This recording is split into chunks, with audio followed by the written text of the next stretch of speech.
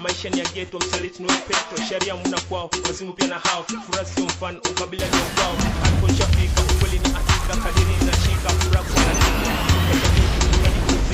beef na fiki, hit na dhiki, muda muna wiki, dream na himziki, split ni mukiki, kutafuta ziki, kwa makini mfulisi, ya mchima la sili, filmi. How many of you have ever stumbled in the dark? When you stumble in the dark, you fall over things. When you stumble in the dark, you don't know exactly where you're going. Well, this is 2017. And as we stumble in the dark and we begin to see light and you begin to head toward the light, then you don't have to stumble like you did when you were in total darkness.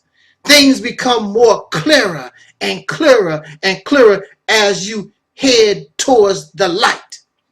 And when you get close enough to the light, then you can really begin to see what you are surrounded by and begin to see your environment.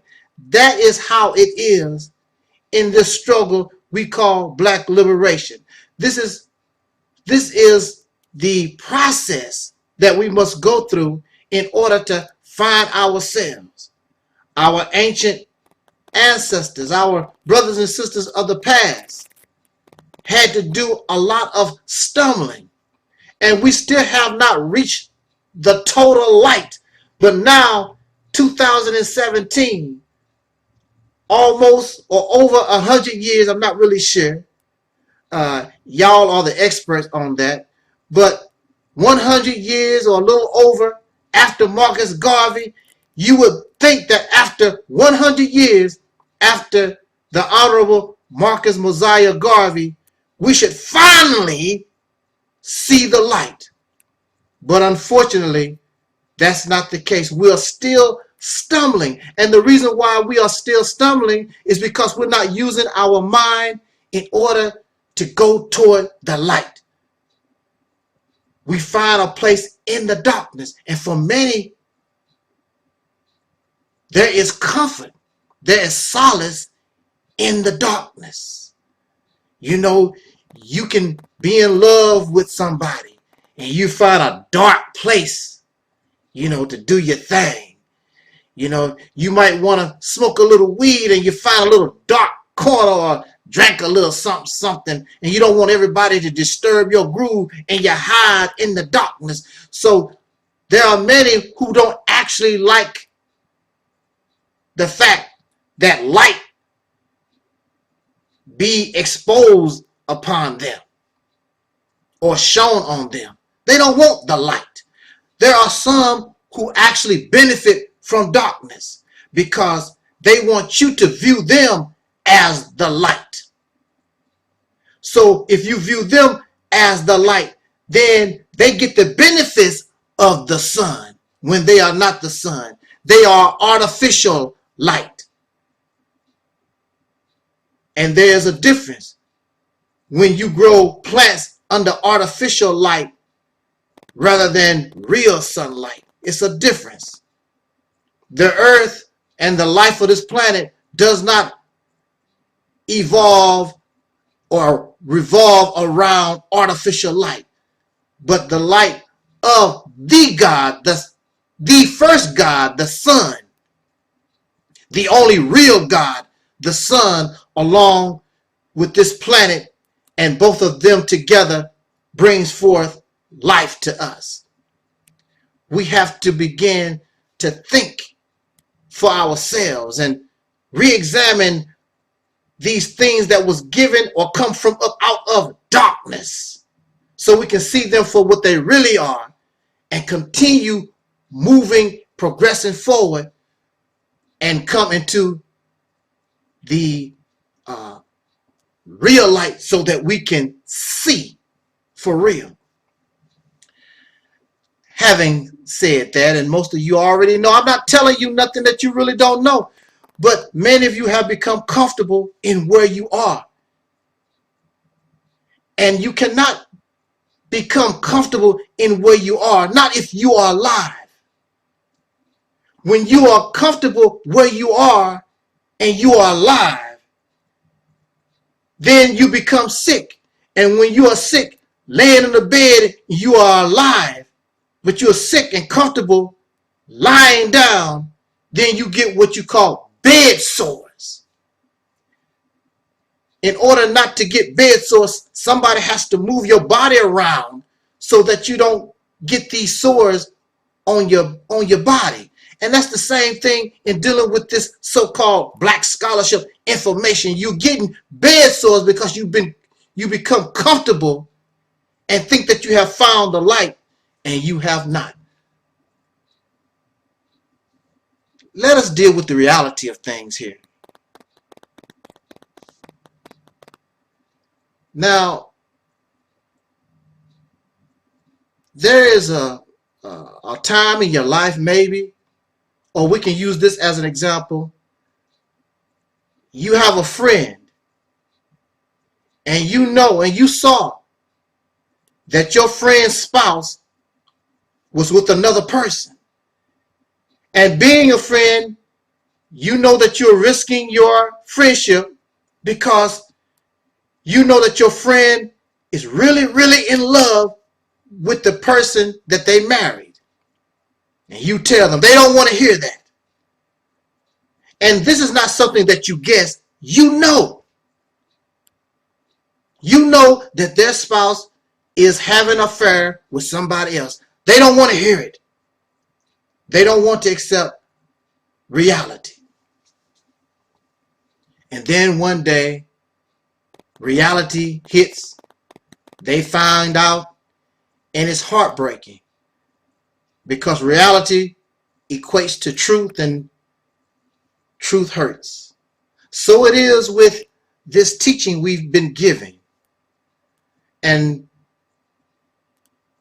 we've been taught that slavery did not begin with, black history did not begin with slavery.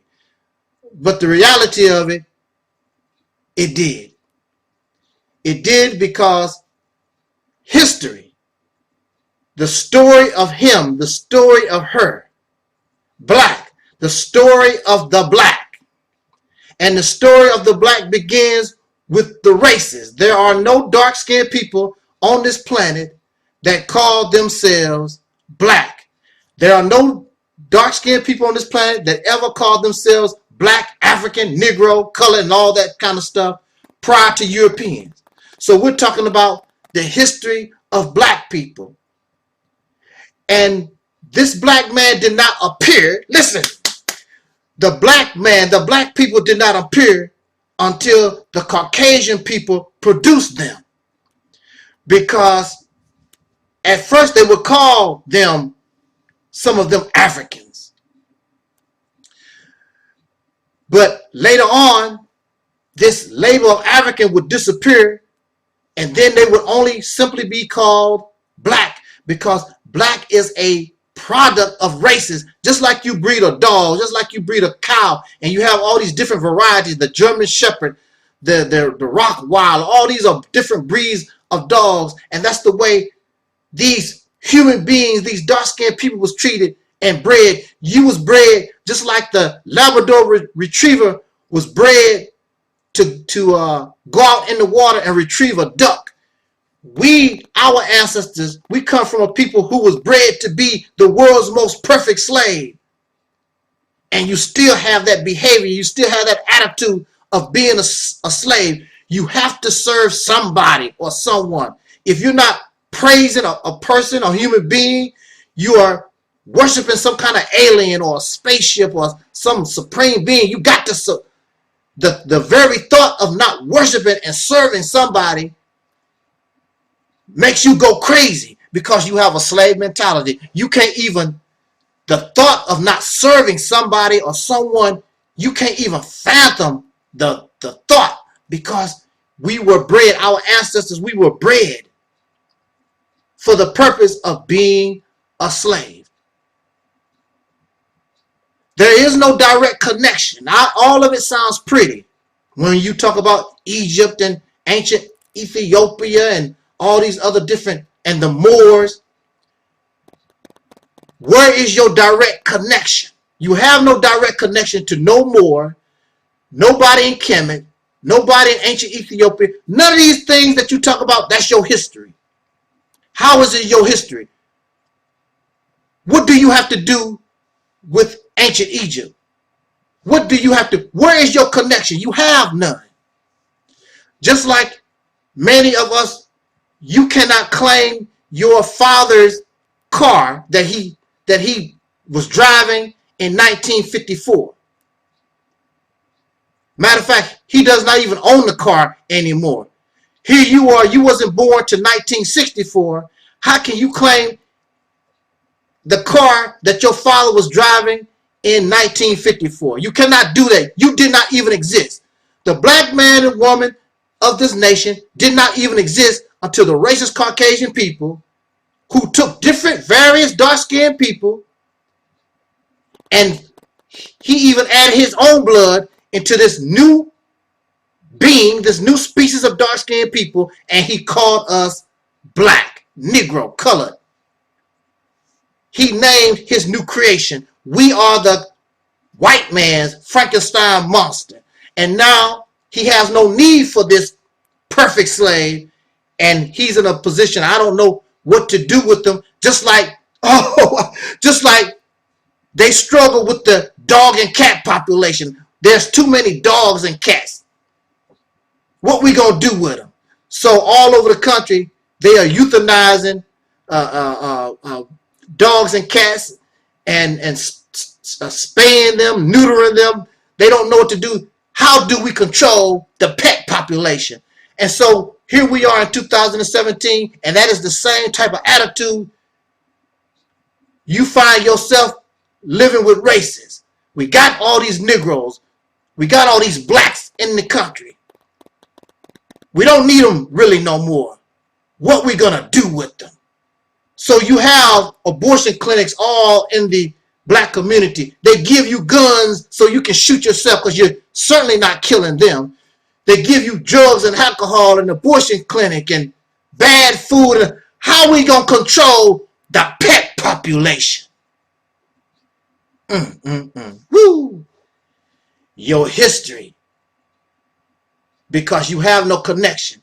Everybody with dark skin does not mean that you are related to them. This is illogical thinking. If that's the case, I'm going to come to your house, open the door, and go to your refrigerator.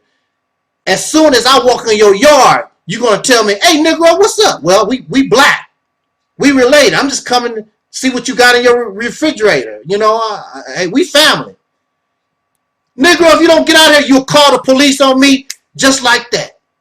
Everybody that's dark-skinned is not your family. Just because the Egyptians, just because the ancient Ethiopians, the Moors, just because they look similar to you, or they are black, doesn't mean you have any kind of connection to them. No biological connection to them. And you don't have a biological connection to them because you were born and our origins come from a different place.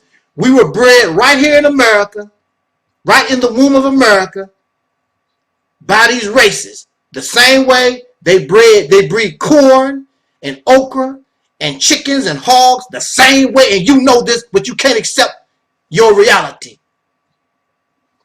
We don't need these fairy tale stories no more. Y'all really need to grow up. Grow up and accept reality. And that is Brother Taalik from the Reality Temples on Earth channel. And if you get a chance to subscribe, please do subscribe to his channel. He's a good brother. You know, he's doing good work, and he wants to do good constructive things. He has good information to provide. So please do check out his channel if you get a chance.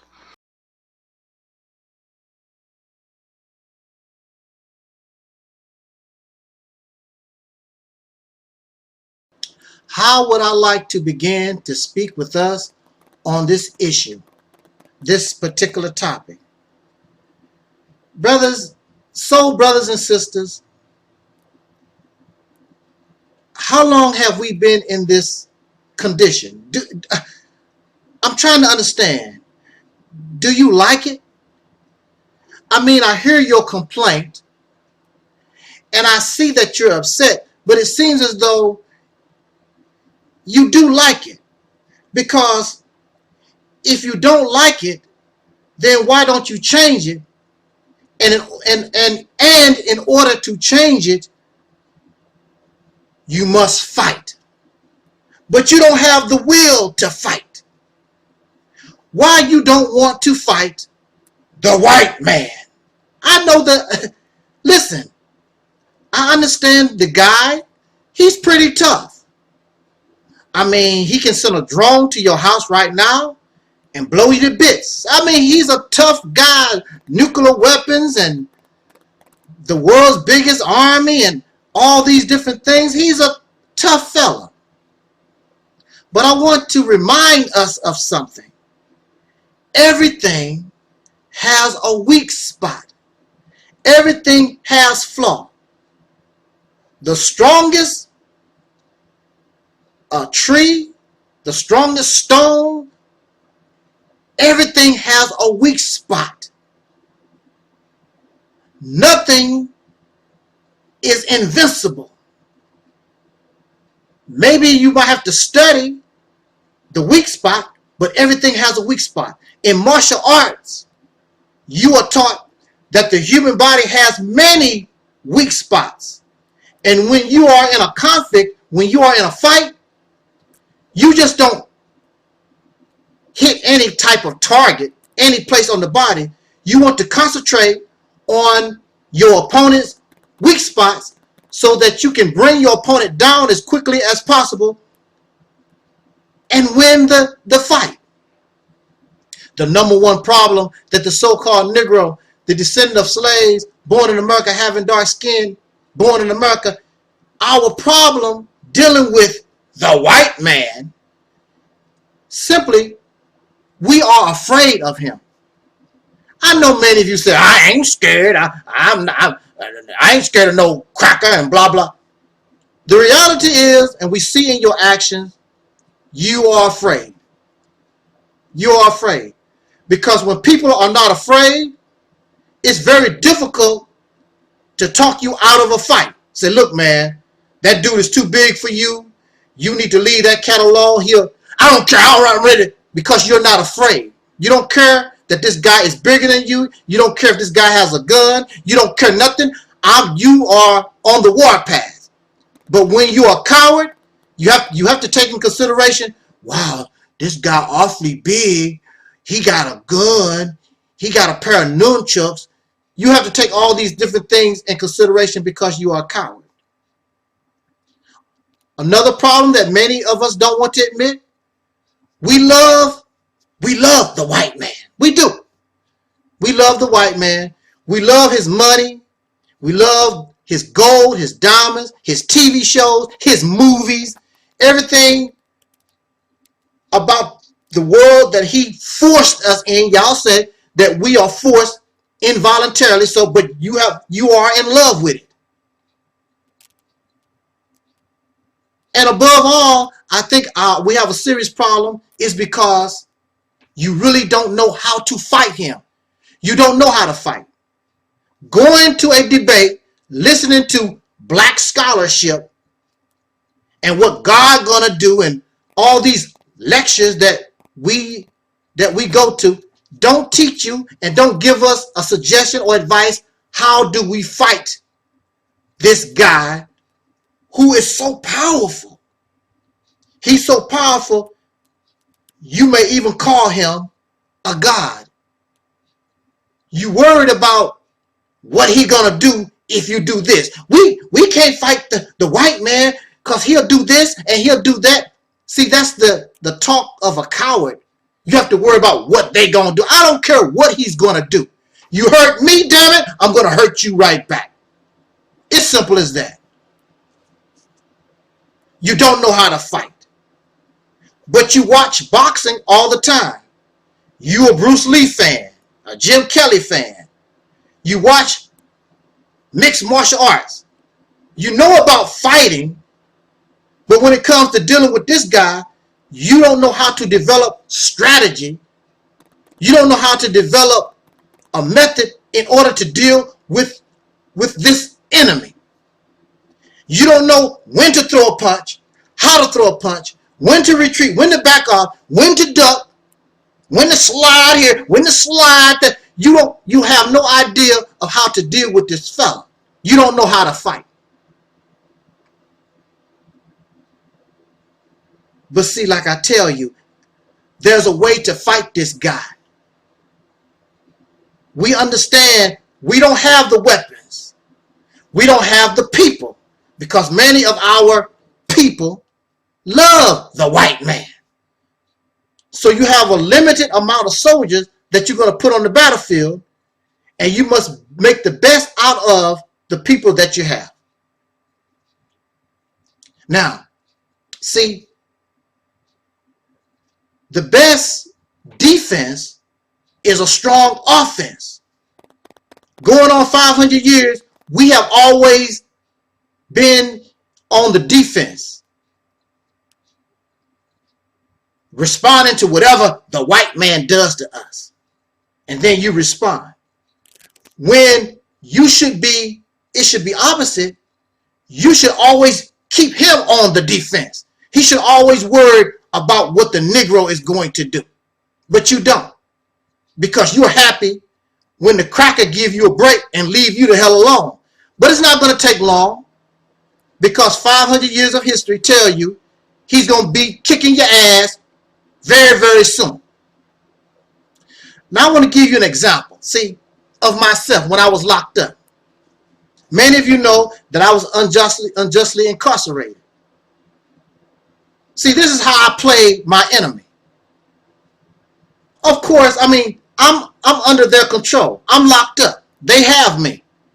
So what can a defenseless guy, what can I do? Well, I came up with the strategy. Well, since you want me locked up, now listen, since you want me locked up, then let's play lock up. What do you mean by this? What you gonna do, Negro?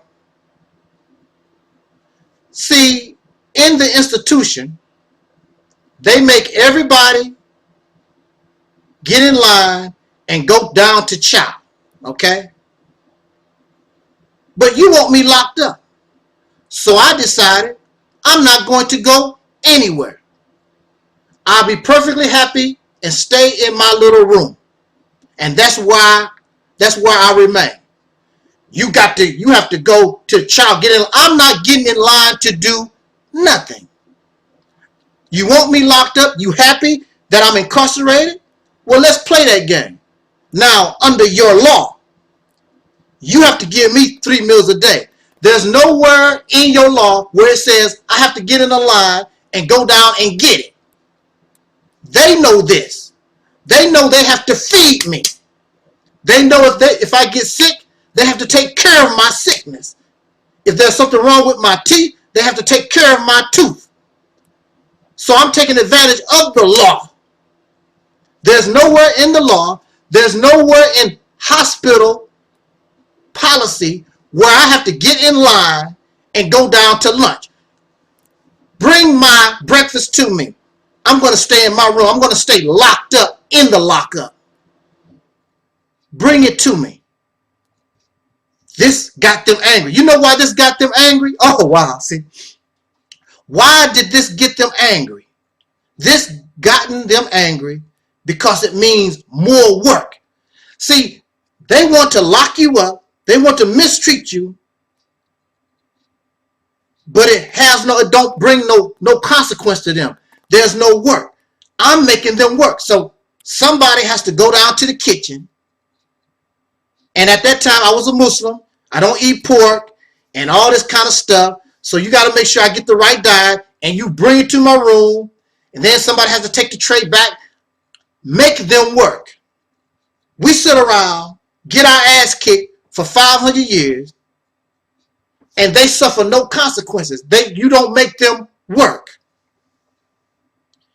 Here you are, call yourself a God. Call yourself the original man. You have no original thoughts. You have no original strategy. You're doing the exact same things that failed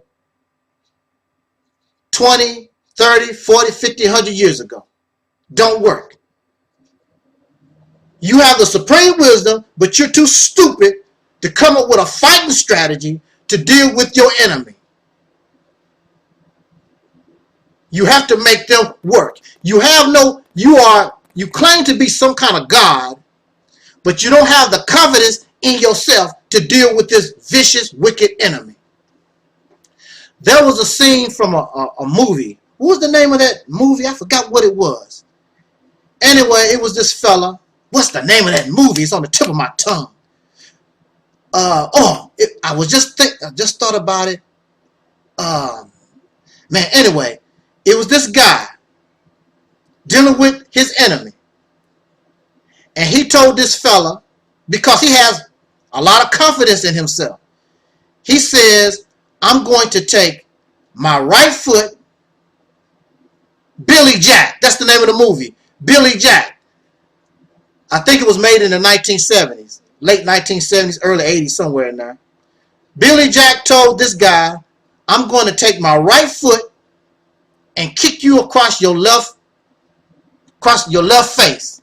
And there's nothing that you can do about it. Now, this guy has a gun in his hand, and he's standing in a way where he believes that he can counter whatever Billy Jack does, and he's smiling like, yeah, right.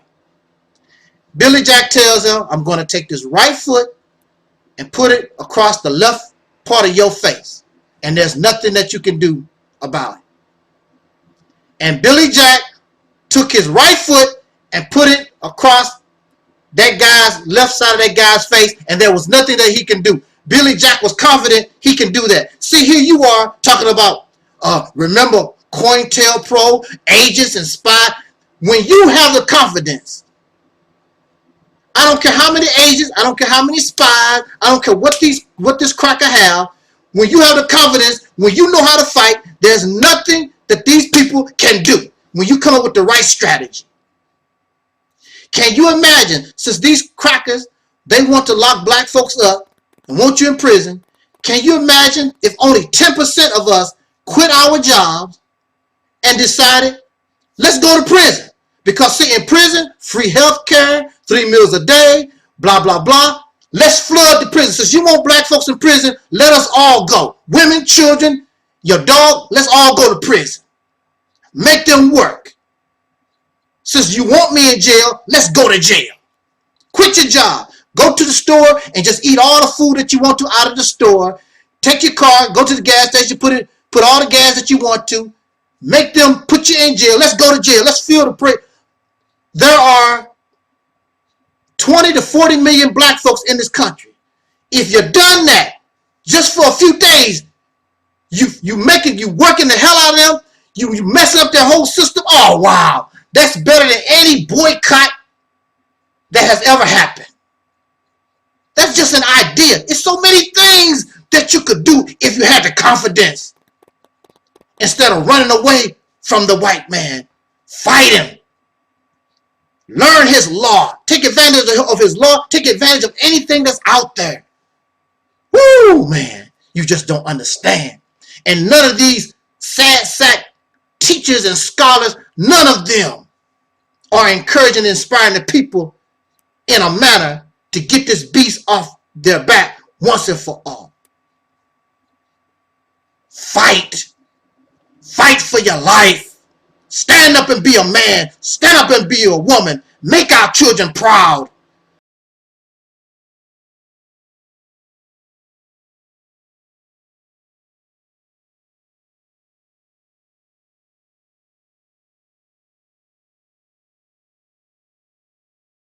I want to say, secondly, that this ministry does support, and I do advocate, what we call reparations for the descendants of slaves born in America having dark skin.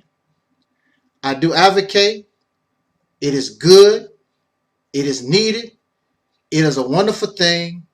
I also would advocate and support what many call repatriation, even though it is not clear and it is not really factual to say that all dark-skinned people, we who are the descendants of slaves born in America having dark skin, have ancestry in or upon the continent called Africa.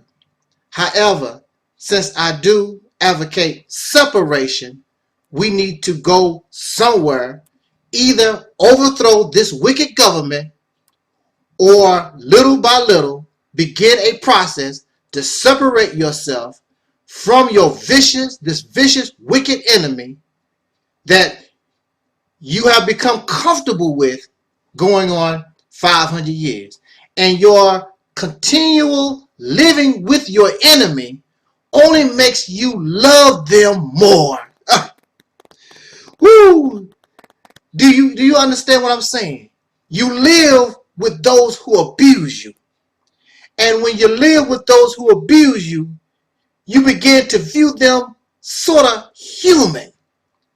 Even though they punch you in your face, they take a brick and bust you upside your head. No matter what they do to you, you still view them as human. We're going to talk about that as we speak upon what we call reparations. Reparations means simply to repair. It does not mean giving checks out, making folks millionaires overnight. It does not mean that. It could, but it does not mean. It means to repair. It means to make whole once you destroy. When we go to court and someone causes you injury, it is not the intent of the court to make you a millionaire. The intent of the court is to make you whole from what you lost, the injury that caused you. So if I am in an accident and I lose my arm, then you just cost me. I have a lifetime. Who knows how long I would have my arm if it was not for this accident. So the court will reward the victim or the plaintiff a certain amount of funds because now I have to live. I don't have an arm.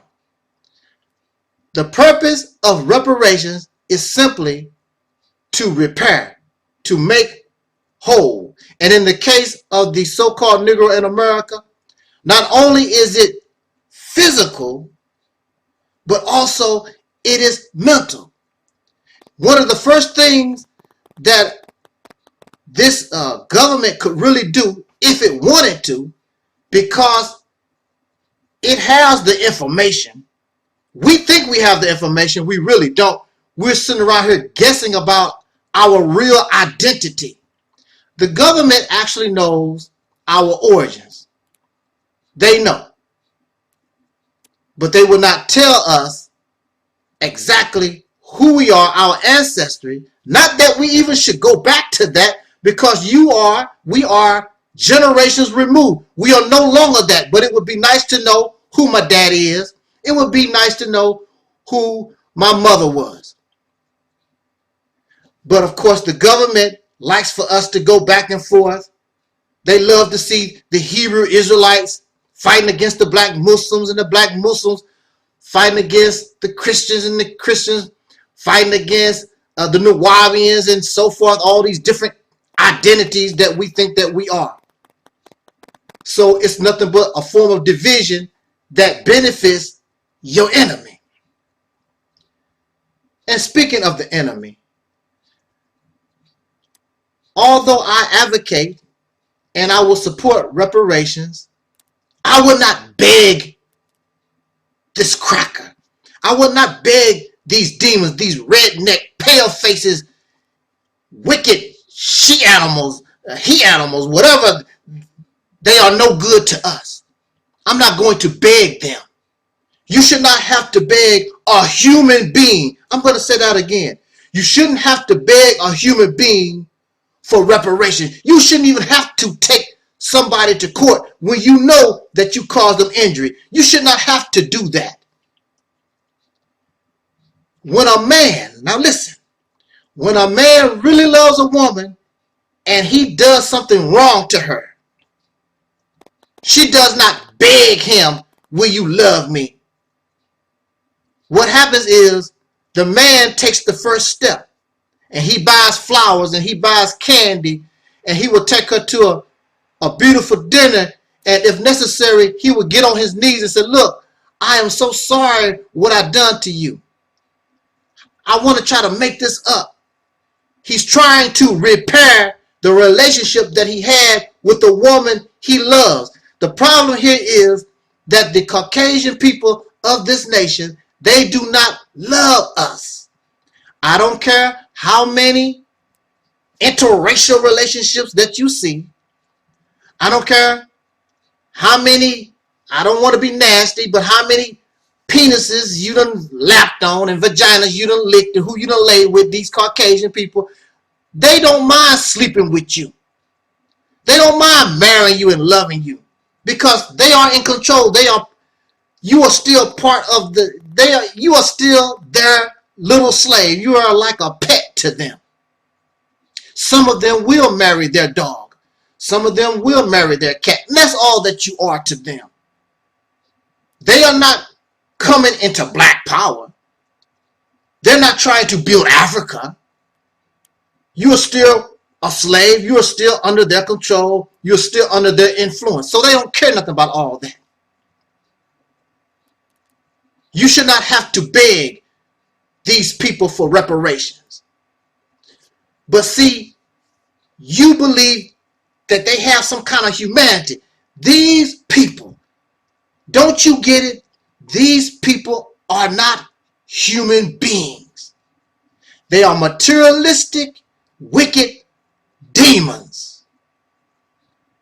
I don't know what other way to describe them. Aliens, foreigners to humanity.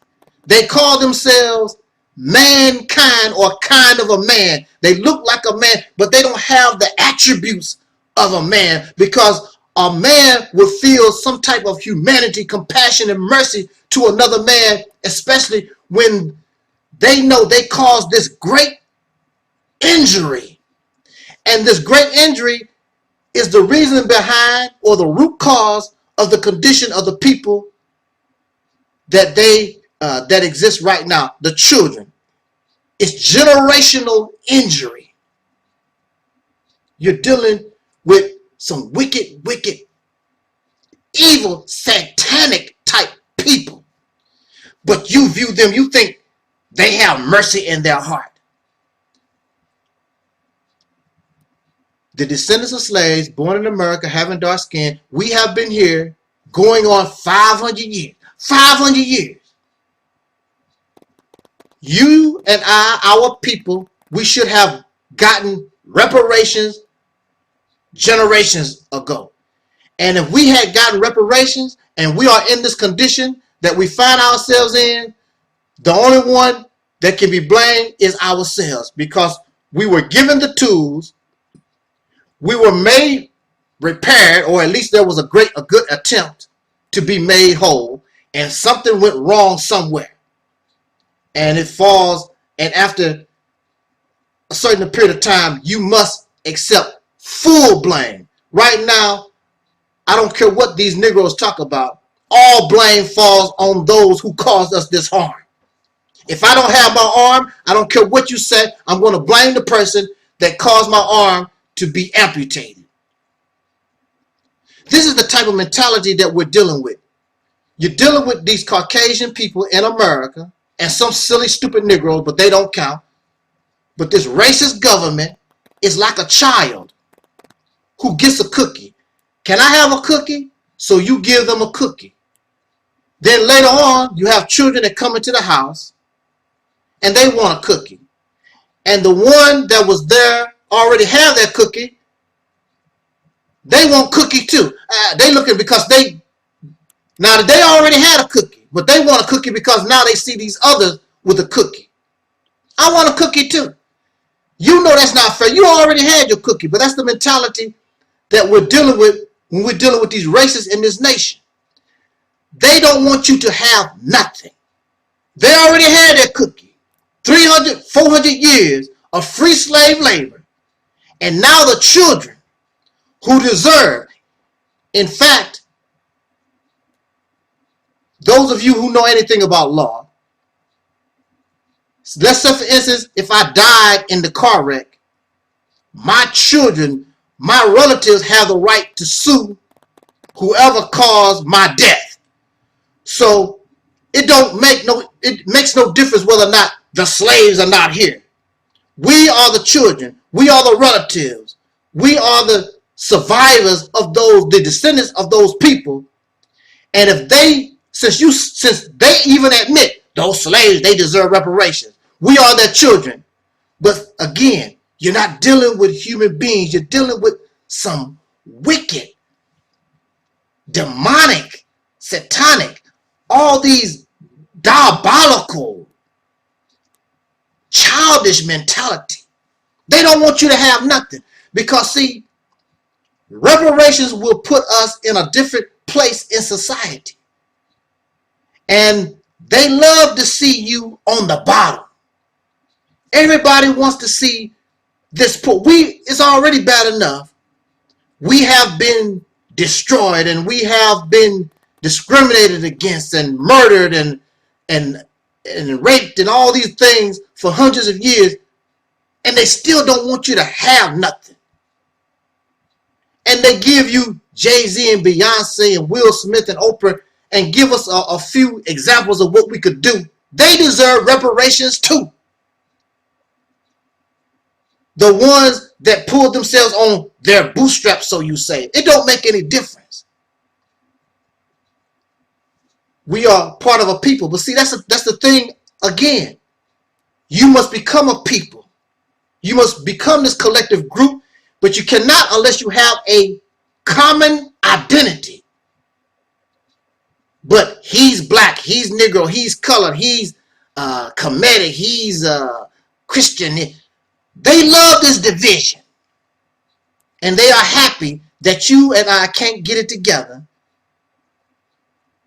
so that you can really make a serious attempt to seek reparations. But again, you shouldn't have to beg them for nothing. It is better to begin the process just like the Bible said, or God told to Moses in the scriptures, separate.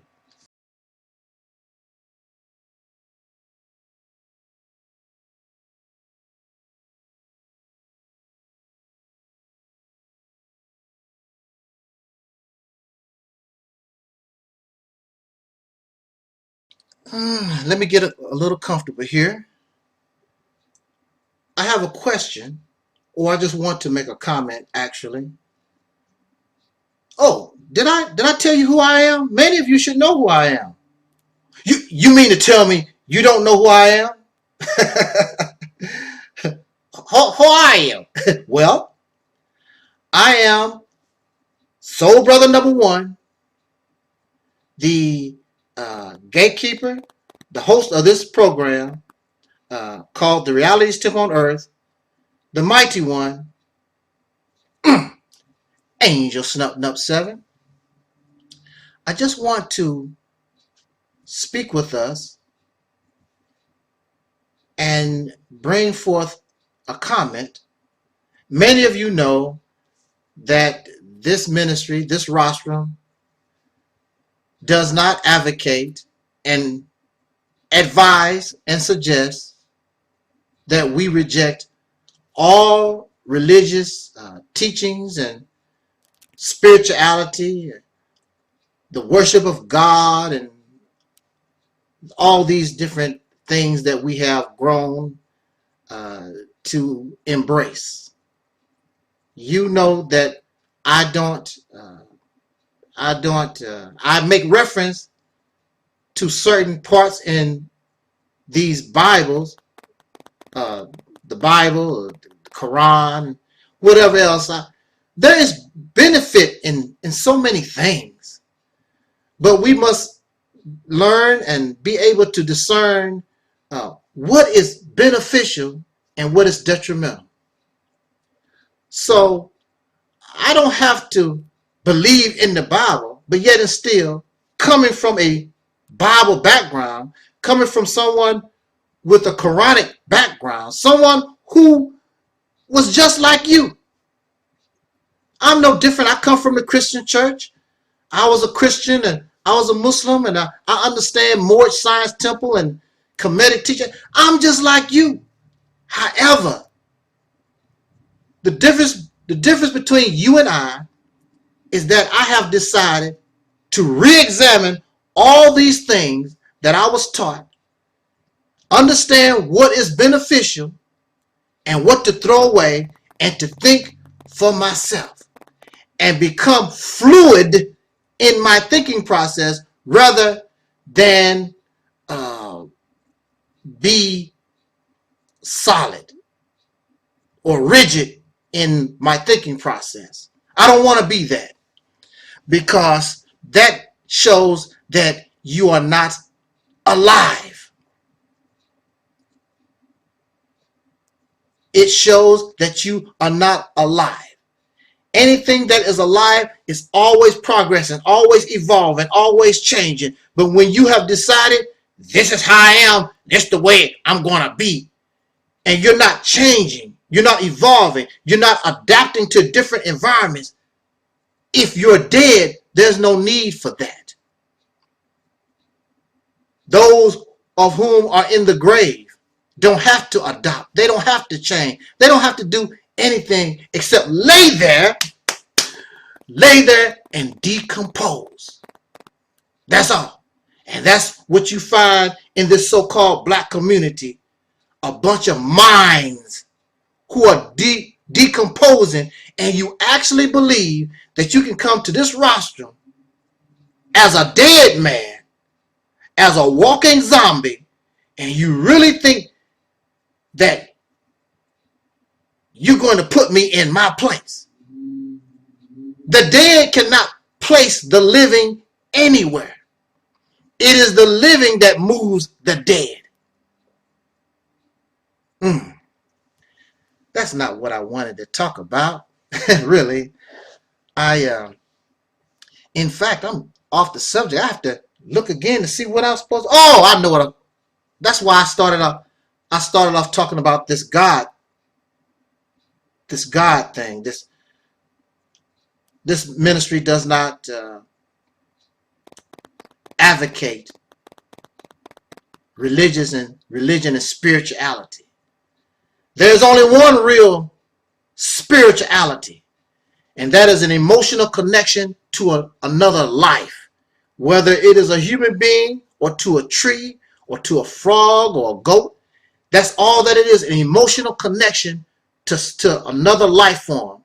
Has nothing to do with some mystery force flying through the air and all this other nonsense, this superhero stuff that y'all teaching. What I wanted to say, and I would like to make this comment, but based on this, based on religious teaching,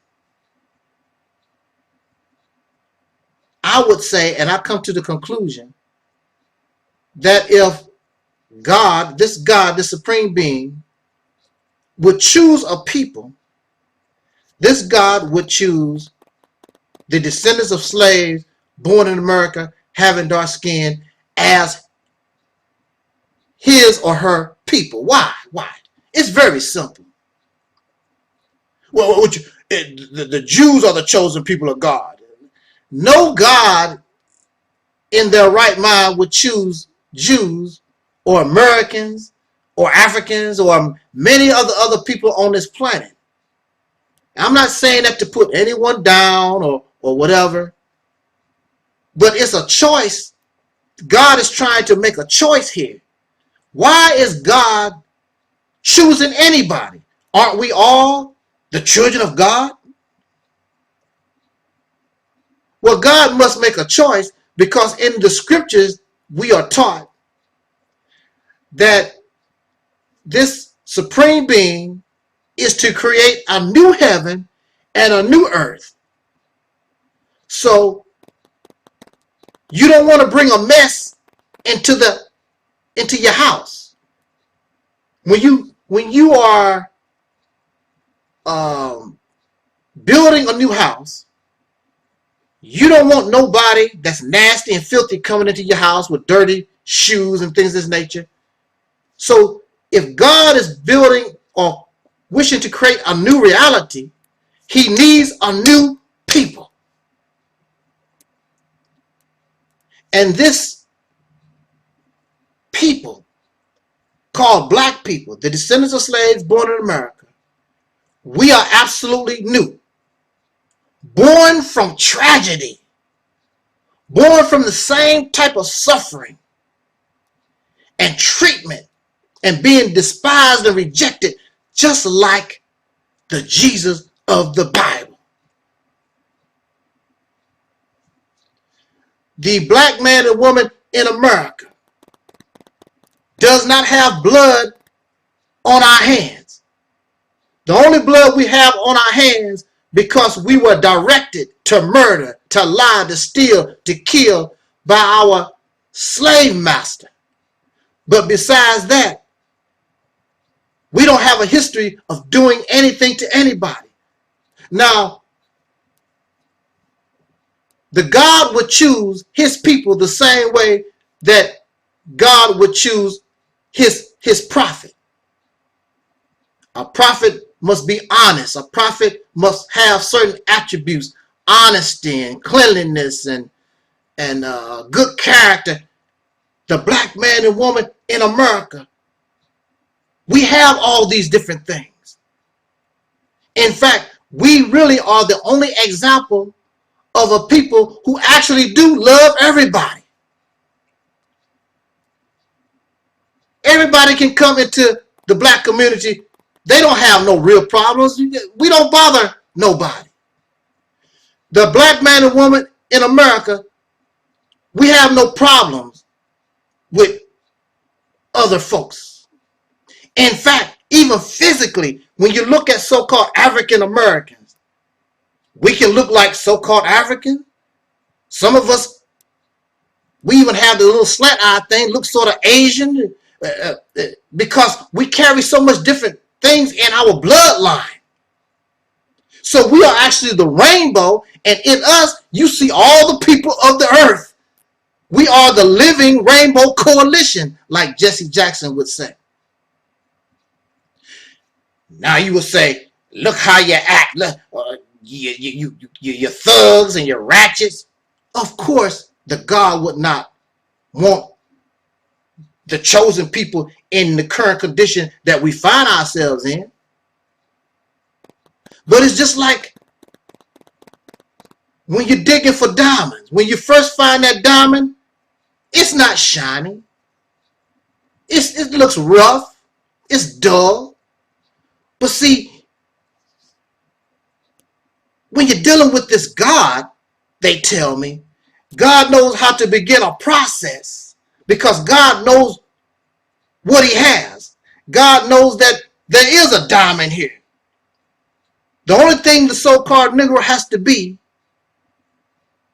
is cleaned up. Knock the, what Jay-Z said?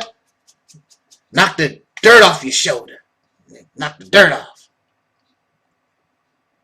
Then shine you up. Then put the little cuts on how they do diamonds. You're a diamond in the rough. And because you're so clean and clear, don't have all that baggage, other people have been given the opportunity and they have failed. They have become materialistic.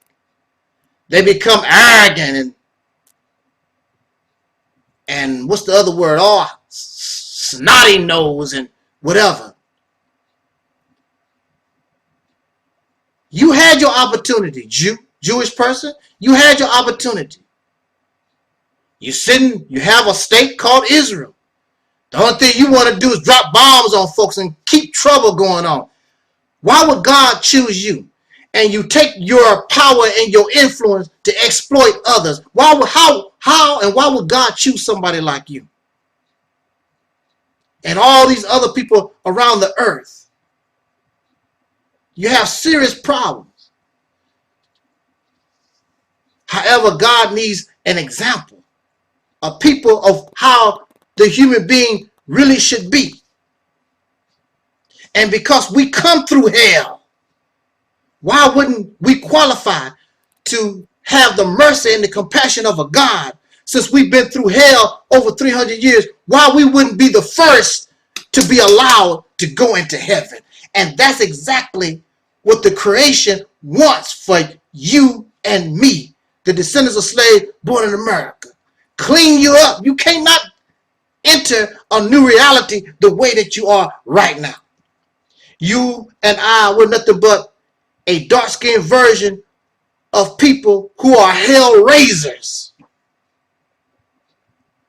Why would a God want you to enter his new house? So you got to be cleaned up. And if you decide, since you want to, if you don't want to accept the gift, then the only thing that will happen, then that gift will be passed on to somebody else more deserving. But who is more deserving than a people who have been rejected, despised, totally destroyed, turned into an animal? And because they keep you in this condition where you can't get this and you can't get that and you have to struggle, you still maintain an animalistic, savage type behavior. And instead of turning on those of whom deny you, you turn on yourself. Why wouldn't God have mercy and compassion on a people who have done nothing to nobody to deserve this kind of treatment in hell? And become the first people, the first chosen, the first ones to go into a new house. And you being the first ones in the house, and those who begin to try to come into the door, you stop them at the door. Wipe your feet. Take off your shoes. Put them over there. See?